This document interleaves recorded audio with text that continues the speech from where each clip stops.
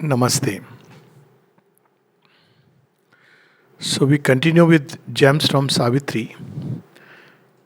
People often have this idea that the face of fate is forever concealed from human sight. It is so till we live by the senses and the reason which bases itself on the material senses. As far as the material senses are concerned, they cannot see anything but the fragmentary appearance. And one of the first things that man learns as he grows wiser through the years, maybe the decades, and he learns the same thing from science, he learns the same thing from spiritual teaching, is that appearances may not be always deceptive, but they will never show the real truth. They distort the reality. So, first thing is to step back and look at life. So, if we learn to withdraw from appearances and take the stand within us, then there can be a kind of foreknowledge which may begin to dawn on man. So, here with regard to fate, we touch the aspect of foreknowledge. Can we know what is going to happen? So, Shobindo's answer is yes, it is possible not only to know, but also to change things. Again, Savitri is all about it, to change things. But this foreknowledge can come to us in two or three ways. One way is that through the door of the heart, when one has touched this core here, then there could be a kind of foreknowledge as to what is going to come. It may take sometimes the form of an intuitive, even a foreboding. When mother was asked by a child that he was, felt uneasy before undertaking high jump. So he asked the mother, should I do it or not? She said, if you feel a kind of intuitive feel, which is different from fear, normally you are doing an event, but one odd day you feel a kind of foreboding. That day it's better not to do it because it's one kind of a caution that somewhere nature is giving us. It's in the inner being, not yet the psychic, but the inner being can catch, because unlike our outer being which is glued to the senses, the inner being spreads out. So it can receive direct communications, suggestions from various sources. So it's good to listen to it. Even it's good to train this. So it's also a kind of training one can engage in. Mother speaks about an exercise she used to undertake when she was admitted in a hospital. It's a wonderful thing, incidentally, though one need not be admitted in the hospital to take it. Not hospital, she was not too well and she was confined to a room. So, what she will do is, she would, there are the walls around, and she would try to send her consciousness beyond the wall to see what is happening, to experience what is happening. So, with training, it is possible to free the consciousness from the grip of matter and confinement to the jail of senses. And reasons could be, could not be, possible, not possible, and begin to stretch it and begin to get to know. This can be a training which people engage in and it gives results. But with yoga, automatically this consciousness tends to get liberated from the clutch of the body and the senses. So it anyways begins to sense things which are likely to happen. This kind of a foresight begins to dawn. So this is one route, by going deeper, by freeing the consciousness from the clutch of the senses. Of course, if we are conscious of the divine presence, it will caution us in ways like, for instance, we have the story of Socrates. So he would even suddenly take a different turn while going on the road, because his inner demon, as he used to say, would warn him. I had a very strange experience once entering a train. Here it was not even a warning but an action. This must be about 18 or so, returning from medical college, Pune. And I didn't know anything about yoga, spirituality, like a normal bhakti towards whatever deity you are that time engaged in. And there was a train which I had to board, the general compartment, because the general compartment is youngster, so it's okay, 6 hour journey. So you want to be the first to enter so that you can take the first seat. And I was standing at the door, and the door opened. Now I entered. I'm the first person to enter. Something completely paralyzed me. I don't know why I didn't move a step beyond. And immediately, because there are a lot of people waiting, other people went past. The most illogical thing to do, because you want to rush and take the first possible seat. So people went, and suddenly there was a shout and scream, and the lights came, and the first man who entered was stabbed by a thief who was hiding inside.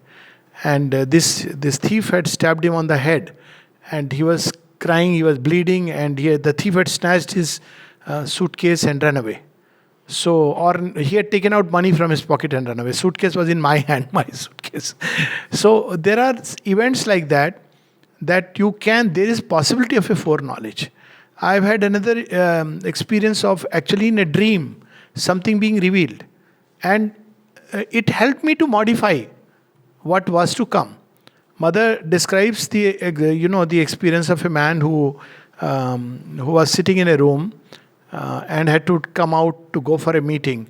And in the room, before coming out, he was reading a cartoon in which he saw a person who is in the cartoon. There was a boy who was telling someone to step into the grave. So he was very confused. Is it the cartoon he is reading, or something has come over him? But anyways, he had to rush out. So he closed it and came out. And as he pressed the lift button and the lift boy came, it was the same boy who asked him to enter the lift. Like, it's a normal custom. And suddenly he remembered it and got a shock. And he said, "No, thank you." And he went through the stairs and the lift crashed. So there are a number of instances where I know, again in the dream, you can get in contact with the inner being. And in the dream, things can be revealed which are floating all around. So there is a possibility of foreknowledge. Only our outer mind and senses constantly they don't accept the possibility. Second is, we are constantly living in our own bubble, so we don't realize it. Plenty of instances I am aware, and I'm sure everybody is aware. And then of course but these are passing incidents. But it is possible to completely escape the clutch of the mind and ascend to higher and higher levels. And as we ascend, we can become aware much more earlier, before the event is taking place. And not only become aware, we can actually change it. So I give this example. Now this cyclone is brewing. What is its name? Asan or something. I don't know. Yeah. Anyway, it's a good name they have kept for a change. Instead of funny, sounds like a cobra who is going to strike you. At least they have. Remember, we were discussing why they make such names. They should make a name which can mild work on the formation. So I was very happy that they have kept the name Asan or Asani. Asani. I said, thank God, they have somewhere heard. Now how do they know it? Well, you take your stand elsewhere. If you are caught on the surface walking every day, you won't come to know till the cyclone is very near.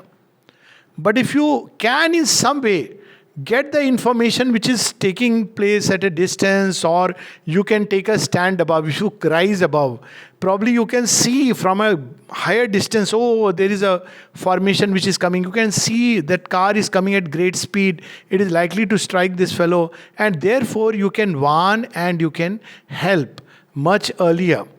But you have to take that stand above. So this is the same principle which applies in yoga. If we want foreknowledge, we have to either learn to live within, go deep within, or we have to take our stand above. Exactly the same logic applies. It's like the man during that famous Mumbai 26/11, when this fellow Kasab who had entered. Now, there was a person in the room where you monitor the movement and you are supposed to warn people about the trains. And he saw and he started warning people in a different way. He didn't know what to say. So he started warning that he altered the route and the train is coming elsewhere. So it saved actually many more lives. That part, very few people know. People know that many lives were lost, and yes, they were lost. But because he could see, with his presence of mind, he tried to caution people. But those who were there, they could not see. How could they see unless suddenly a bullet strikes you? So we have these two possibilities within us, to live on the surface or to go deep within. And that's why going within and rising above is actually the most practical way to live. People often think practice of yoga is all going within, going above. This is okay. How does it impact our life? If anything impacts our life, it is this that impacts our life. Because it empowers us, it gives us a better view of things, it gives us a greater knowledge than when we are caught on the surface. So I'll just read a few lines in that context. This is on page 52. We had read a little bit of this, I think the previous one, where we spoke about how everything is interconnected. It's a chain. And in this chain, if you push one thing, everything else is influenced. That is why when we expect the divine to suddenly do this, suddenly do that, we don't realize that there is a whole interconnectedness. There is a whole passage in Savitri where the Supreme tells Savitri that, look, you want to change man. And yes, few human beings are ready to be changed into the superhumanity of tomorrow. But do you see that if that happens, the gods, the titans, the other human beings, they are all going to be impacted. Because if there are all gods and no human beings, the link is disrupted. And she says, of course, that yes, I know and I'll take care. I mean, in so many, not in so many words. So that's why we see that mother's action involved not only human beings in the ashram, but in the ashram itself, she brought all possibilities. And she says, everybody is not here to do sadhana. She says, you are mistaken if you believe that everybody is here for the sadhana. She had to bring all the possible difficulties and challenges of outer nature outside. Because once you touch this point, everything else is going to be touched. So they also had to be involved willy-nilly in the great divine play. Then she involved the yoga, spread on to the animals, to the plants, to gods, the titans. Everybody is impacted. It's a chain. So that we read last time, that all is a part of an illimitable plan. And then can we know it? It's such a complex thing, at least about ourselves can we know, if not the whole picture. So here we have these lines which we'll read today. Page 52. But who shall pierce into the cryptic gulf and learn what deep necessity of the soul determined casual deed and consequence? It looks like a casual deed. You see, as this word of Dashratha leads to consequences, the whole Ramayana follows. So, what is that casual deed? And even if you go still further, Jai Vijay, poor fellows were enjoying nice time in Vaikunta. And I don't know what came over them, some kind of a spiritual ego, that they stopped a rishi from entering, who cursed them, and they fell down. And incidentally, they became the cause for the birth of Rama. I mean, if you look at it, not only birth of Rama, but also birth of Krishna. So, how these things are interconnected? It was a casual deed in a moment of, obviously they were overpowered by some kind of spiritual egoism that we are very near the Lord. And this was the disastrous consequence. But this disaster bore the fruits or the seeds within it of another greater outflowering. So this is what we see. Who will know about this? Who will and learn what deep necessity of the soul determined casual deed and consequence? Why we don't come to know? Is God deliberately playing this mischief that He doesn't want to tell us? No, He wants to tell us. Problem is, are we ready to listen? Somebody said very beautifully that prayer is when we speak to God. Meditation is when we listen to God. So, are we ready to go within to listen? Absorbed in a routine of daily acts. Our eyes are fixed on an external scene. We hear the crash of the wheels of circumstance and wonder at the hidden cause of things. So, when we don't know the hidden cause, of course, there is karma, there is Bhagwan ki marji, etc., etc. And all of them are very unsatisfactory. To say that somebody fell sick with a incurable disease, or somebody suffered and all this because Bhagwan ki marji is almost like painting a monster out of him. Well, this is allowed as part of cosmic necessity, but not the original will of the divine. The original will is for a beautiful outflowering. And the mother says that, if only we could respond like that, like the plants. Divine does not want to be a spoil sport in our life. But we are not ready to listen to him. So, the result is crash of the wheels of circumstance and wonder at the hidden cause of things. Often people ask that, supermind has come, why there is war here and why there is corona there and God knows what all is there and not there. And we should remember what she said in one of the messages. The future of the earth depends upon a change of consciousness, and the change is bound to come. So this is something foreseen and known, declared openly. But it is left to men to decide whether they will collaborate for the change, or the change is thrust upon them by the power of crashing circumstances. So they have said, now who is ready to listen? That's the whole thing. I was remembering King Satyavrat's story. It's also recounted as Manu's story.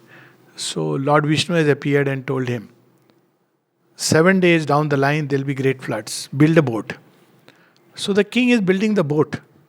Why? Because he trusts the deity has come and told him. And as he is building the boat, he sends word, all of you come, all of you come. We have to build a boat. And because the floods are going to come. Most people say, mad fellow. Such a lovely weather. They're planning a trip to Ooty. Somebody is planning what they will do after 5 years. They're saying, what floods are going to come? Everything is fine. But few people believe that the king is a pious man. And if God has shown him, there is some truth in it. And they also trust the great Lord. So they come. They are not the ones who could have come and enjoyed the safety passage, but they come just with a simple heart of faith.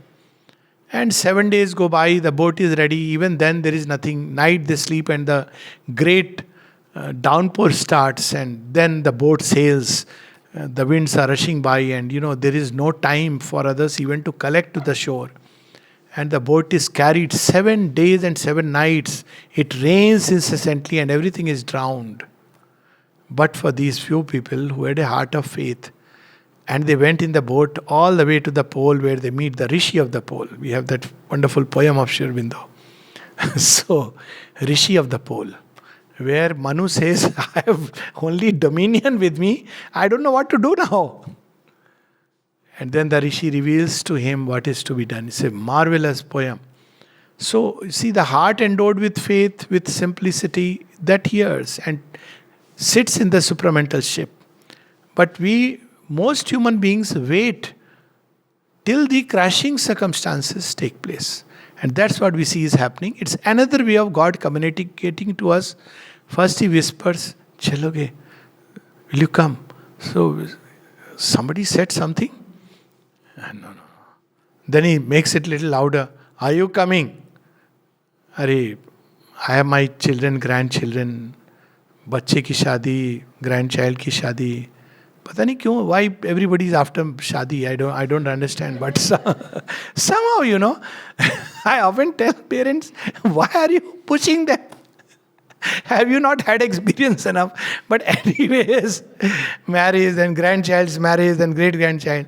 So then, he becomes a little more. He says, are you coming or not? So by then we hear this voice and think it may not be God, it may be death.